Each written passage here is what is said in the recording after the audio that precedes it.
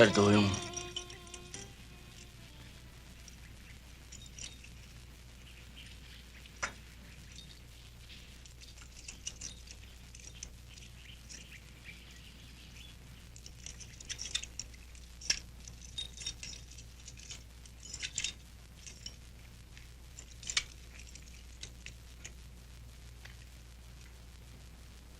Galing sa headquarters.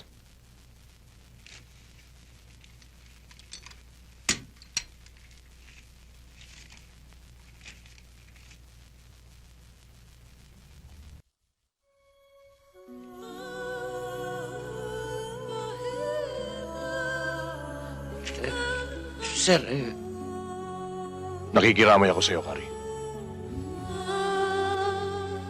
Critical ang sitwasyon natin ngayon. Hindi ka pwedeng umalis. Kailangan ko ng tao. Sir, Wala akong pakialam kung namatay ang tatay mo, nanay mo, asawa mo, kapatid mo, at buong pamilya mo.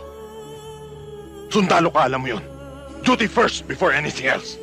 pero sir, namatay daw yung tatay ko, sir. Wala nga akong pakialam eh. That's an order!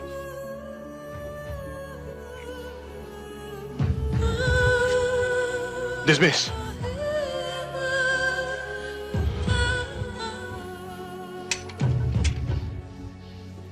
Yes, sir.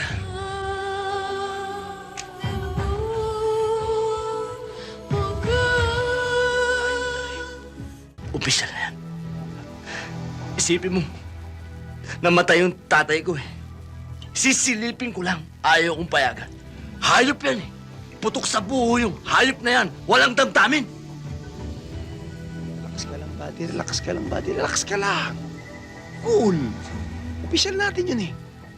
Wala tayong magagawa kundi sumunod. Oo. Ba't di ba ako sumunod sa kanya?